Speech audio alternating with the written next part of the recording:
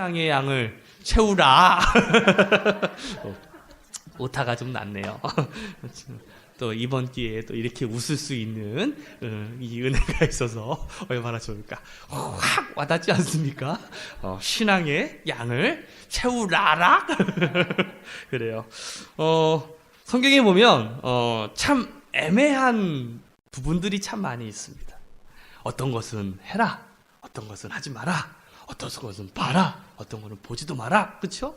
참 성경에 보면 뭐 이래라 저래라 참 이렇게 애매한 부분들이 참 많이 있는데 참 딱 부러지게 뭐 이래라 저래라 이렇게 가르쳐주면 참 우리가 편할 텐데 참 성경에 보면 참 그런 것들이 있어요. 대표적인 것이 술입니다. 술. 성경에 보면 이 술에 대해서 아주 엄격하게 경고하고 있죠. 잠언 23장 20절 말씀에 보면 너는 술을 많이 마시는 사람이나 고기를 탐하는 사람과는 어울리지 말아라. 술 많이 마시는 사람하고 고기를 탐하는 사람하고 어울리지 말래요. 늘 술에 취해 있으면서 먹기만을 탐하는 사람은 재산을 탕진하게 되고 늘 잠에 빠져 있는 사람은 누더기를 걸치게 될 것이다.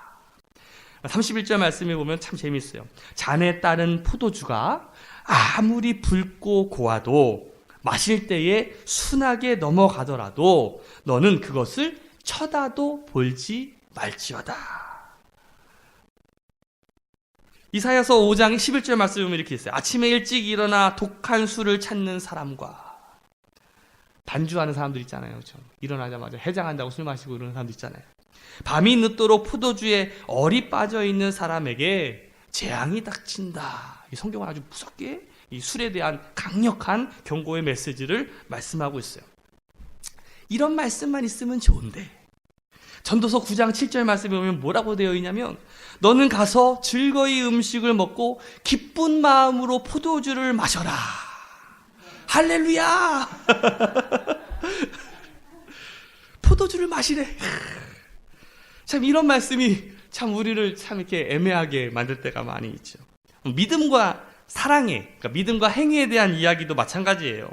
성경에 보니까 믿음이 최고야. 야, 믿음이 제일 중요해. 믿음이 우리를 구원하게 만들잖아. 이렇게 로마서의 말씀에 있는 것처럼 믿음이 최고고 믿음이 우리를 구원하게 되고 믿음이 제일 중요해 라고 이렇게 이야기하는 반면에 고린도전서 13장에 보면 믿음과 소망과 사랑이 있을진데 그 중에 뭐가 제일이라? 사랑이 제일이다.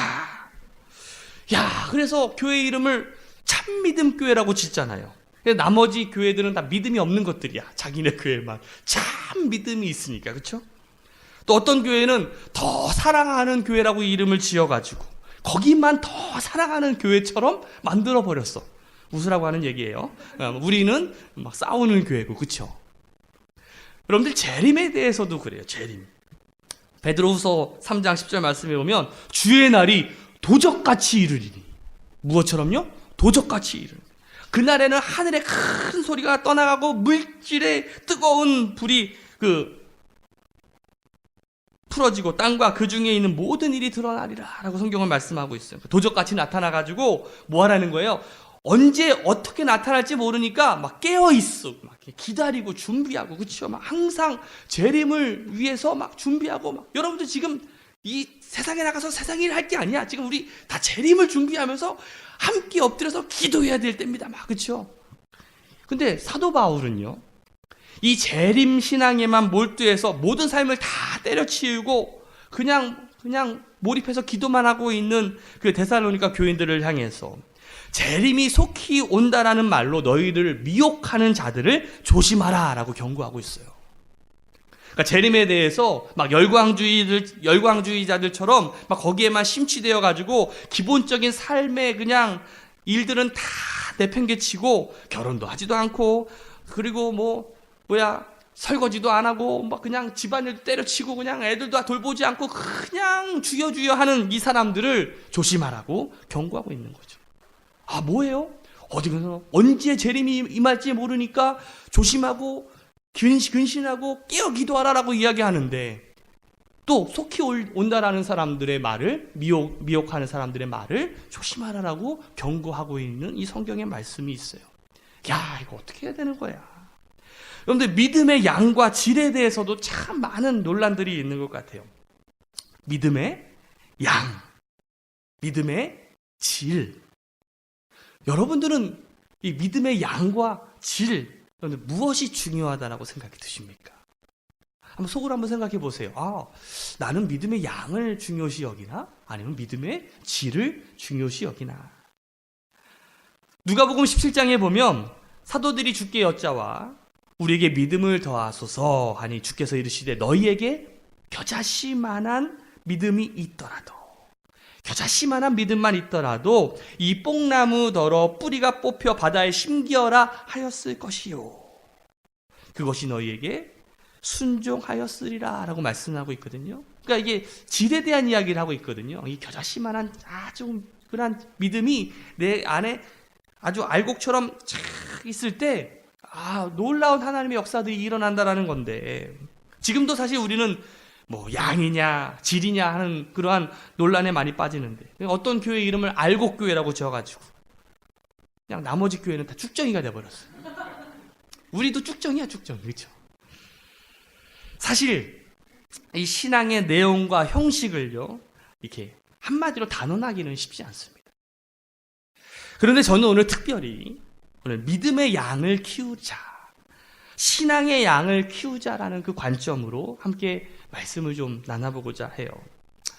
오늘 본문의 말씀에 주인공이 나옵니다. 주인공이 누구냐면 솔로몬이라고 하는 사람이죠. 그럼 솔로몬은, 여러분들 솔로몬 하면은 뭐가 생각이 나십니까?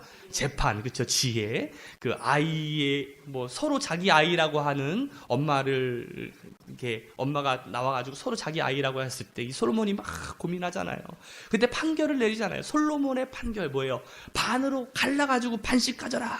그렇죠? 여러분 너무나 잘 알고 있는 그런 말씀인데, 우리 솔로몬은요 사실 누구의 아들인지 아세요?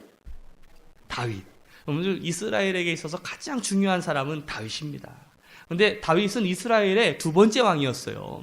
그리고 다윗에게는요, 그 형제, 다윗의 자녀들이, 아들들이 굉장히 많이 있었어요. 솔로몬은 그냥, 그냥 제일 막내 중에 막내. 게다가, 이게 왕족들은 이게 혈통이 중요하잖아요. 뿌리가 중요하잖아. 근데 이 솔로몬은요, 뿌리가 좀 부실해. 왜 어머니가 누구였어요? 밧세바. 그냥 정통적으로 결혼해서 낳은 자식이 아니라 좀 부적절한 일을 통해서 낳았던 자식이에요.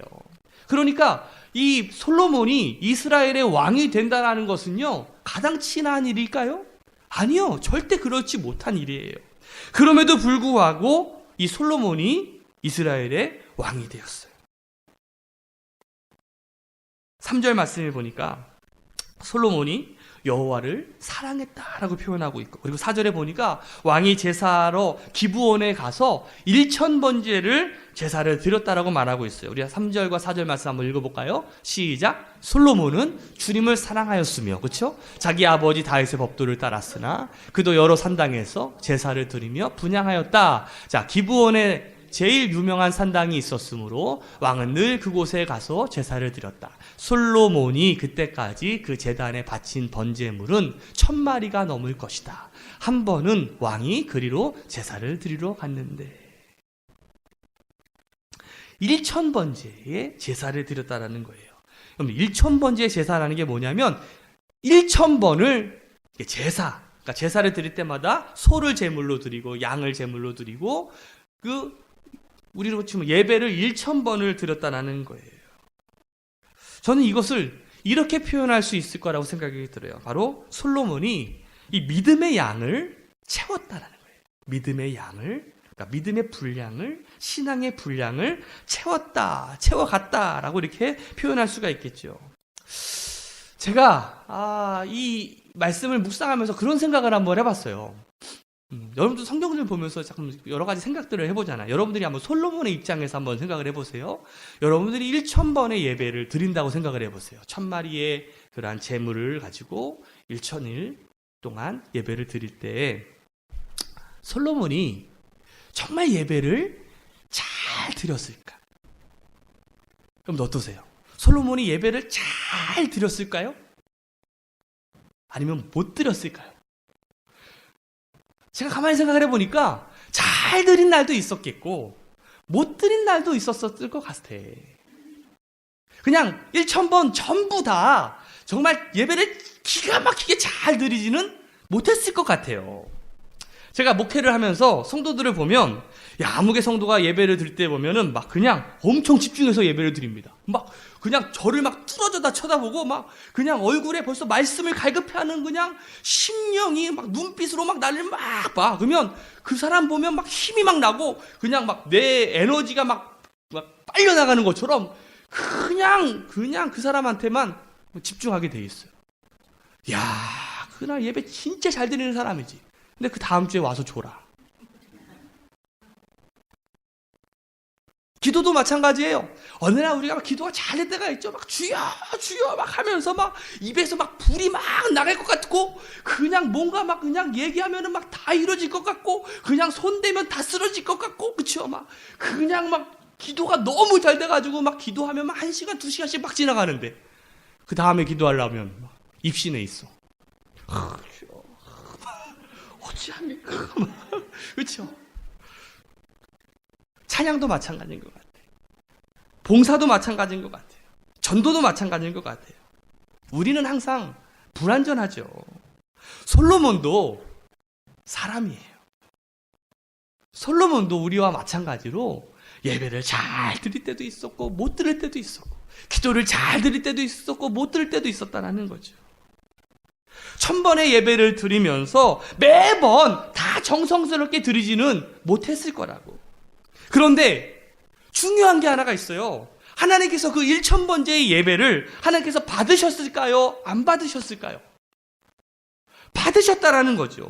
받으셨어요. 그러니까 하나님께서 응답해 주셔가지고, 내가 너에게 무엇을 줄까? 내가 너에게 무엇을 줄까? 이렇게 이야기를 하지. 하나님께서 그 예배를 받지 않으셨다면, 내가 너에게 무엇을 줄까? 이렇게 이야기를 했겠습니까? 어떻게 이런 일들이 가능할 수 있었을까? 우리가 믿음 생활을 완벽하게 할 수는 없지만, 우리가 예배를 드리고 매주마다 우리가 막 정말 뜨겁게 기도하고 뜨겁게 예배를 드리고 그냥 질적으로 완전히 퍼펙트한 예배를 드릴 수 없을지라도 믿음의 양을 채워갈 수 있지는 않을까. 제가 교회 와가지고 조는 사람을 이제 용서하기로 했어요. 그래도 믿음의 양을 채우려고 오는 거잖아. 기도 시간에 조라도 제가 용서하기로 했어요. 왜? 그 기도의 분량을 채우려고 그래도 앉아있는 거잖아. 그냥 그 자리에 앉아있는 그 자체, 그 믿음의 양을 채우려고 하는 그 자체가 하나님께서 보시기에는 기특하고 또 하나님께서 보시기에는 대견한 거예요. 기분 좋을 때도 예배 드리고, 슬플 때도 예배 드리고, 잘 될 때도 예배 드리고, 안 될 때도 예배 드리고, 감사할 때도 예배 드리고, 힘들 때도 예배 드리고, 아멘 할 때까지. 한번 따라해 봅시다. 믿음의 양을 채워보자. 우리 옆 사람한테 한번 손잡아보면서 우리 믿음의 양을 채워봅시다. 인사해 봅시다. 시작. 제가 어렸을 때 여러분들 교회 오래 다니신 분들 기억나시는 거 있어요? 헌금 봉투 중에 1000번째라고 하는 헌금이 있었어요. 기억하세요? 제가 제 윗대죠. 위 아버지 세대에 그때 신앙생활 하셨던 분들이 그 1000번째 헌금을 탁 하는 것을 제가 많이 봤어요. 지금 생각해보면 그것이 엄청나게 많은 헌금은 아니에요. 거기 봉투에 몇백 원 들어있어. 500원, 300원 막 이렇게 들어있어. 어떤 데는 1000원 들어있고. 그런데 거기에 보면 막 그걸 계속 드리는 거예요. 1번, 2번, 3번, 4번, 365번, 367번, 368번, 369번, 569번, 570번, 571, 572, 그쵸? 우리가 예배를 드릴 때마다 매번 그것들을 드리는 거야. 그것이 뭐가 의미가 있을까? 지금 와서 생각해보면 어떤 환경에서도 어떤 상황 속에서도 내가 그 믿음의 양을 키워가겠다라는 다짐이 아니었을까? 내가 힘들 때도 하나님께 예물을 드리고 내가 기쁠 때도 하나님께 예배를 드리고 내가 원망할 때도 하나님께 예배를 드리고 내가 불평할 때도 하나님께 예배를 드리고 내가 즐거울 때도 하나님께 예배를 드리고 믿음의 양을 키워가는 그 믿음의 어떤 선배들의 어떻게 보면 신앙의 모습이 아니었는가라는 생각이 들어요. 오늘 우리는 디지털 시대에 살아가고 있습니다. 어떻게 보면 이런 신앙들을 보면 참 아날로그적인 그런 신앙인 것처럼 여겨질 때가 많이 있죠. 구식이다 이렇게 여겨질 때가 많이 있는데, 그래서 가면 보면 옛날에 보면 헌금을 막 다림질로 빳빳하게 해가지고 막 그냥 거기다가 헌금 주머니에다가 넣어가지고 거기다가 이렇게 미리 선별해가지고 성경책에 꼭 껴놔, 그렇죠? 그래가지고 하나님께 예물로 드렸는데, 오늘날에는 탁 어디 가서 핸드폰 다 꺼내가지고 탁 누르면 생체인식 다 우리은행 딱 우리 교회 계좌번호 따다다다 온라인 헌금 딱.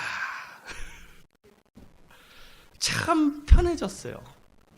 참 신식이야. 참 우리는 어떻게 보면 세련되게 신앙생활 하는 것 같고, 그것이 마치 멋진 것 같고 우아하고 근사한 그런 것이 우리들의 신앙생활이다 라고 생각할 수도 있지만, 그게 무슨 양이냐, 질이 중요하지 이렇게 생각하는 우리들의 교만한 마음이 혹시 우리들의 신앙의 성장을 가로막고 있지는 않은지. 그런데 여러분, 디지털 시대를 살아가고 있다고 해서 여러분들 더 잘되고 더 행복합니까? 오히려 더 치명적인 질병들이 우리를 힘들게 하죠. 심지어 이제는 전쟁도 사람이 하는 게 아니라 로봇이 와가지고 드론이 와가지고 그러잖아요, 그렇죠? 참 우린 이 디지털 시대를 살아가면서 어떻게 보면 참 더 힘들고 어려운 삶을 살아가고 있는지 몰라요. 물론 디지털 시대를 살아가면서 우리가 편리함 속에서 살아가는 것은 마찬가지지만, 그것은 인정하지만 결국 그것이 우리의 믿음까지도 성장시켜 주는 것은 아니라는 사실이죠. 편리해졌다고 성장하는 것은 아니거든요. 오늘 우리 2018년도를 맞이하면서 우리 새로운학교 성도들 한 사람 한 사람이 다시금 우리가 아날로그적인 신앙을 가지고 믿음의 양을 채워보는 일에 한번 도전을 해봤으면 좋겠어요. 오늘 우리가 어떤 일에 한번 도전을 해봐야 될까? 한번 내가 채울 수 있는 믿음의 양이 무엇이 있을까? 한번 이런 결심도 좋을 것 같아요. 내가 52주 한 번도 빠짐없이 한번 내가 교회 예배 출석 한번 해보겠다. 52주 다 예배를 잘 드리지 못해도 괜찮아. 그냥 와가지고 꾸벅꾸벅 졸 수도 있고 그냥 입신해 있을 수도 있고, 하지만 그 믿음의 양을 채워보려고 하는 그러한 노력들이 하나님을 기쁘게 하지 않을까? 내가 새벽 예배, 금요 예배 한번 기도의 양을 한번 채워봐야지, 내가 한번 기도의 자리에 내가 빠짐없이 한번 나와봐야지 하면서 그 양을 한번 채워보는 거, 내가 하나님의 말씀을 한번 완독 한번 해봐야지, 내가 1,000번 지원금을 한번 드려봐야지, 어떤지 못 어떤지 내가 전도를 한번 끊임없이 한번 해봐야지, 구제를 한번 내가 끝까지 한번 도와봐야지, 올 한 해 한번 나에게 주어진 그 믿음의 양이 과연 어떤 것들이 있는지를 한번 하나님께 약속해보고 그것들을 한번 채워보는 그 한 해가 되면 어떨까요? 오늘 여러분들이 믿음의 양을 채워갈 때 하나님께서 놀라가지고 야, 너 왜 그래? 막 놀라가지고 막 와가지고 내가 너에게 무엇을 줄까? 내가 솔로몬에게 나타나서 하나님이 내가 너에게 무엇을 줄까? 이렇게 이야기하셨던 것처럼 오늘 우리에게 그 하나님께서 축복의 음성이 우리에게 들리지 않을까? 오늘 우리 새로운학교 성도들, 오늘 우리 함께 믿음의 양을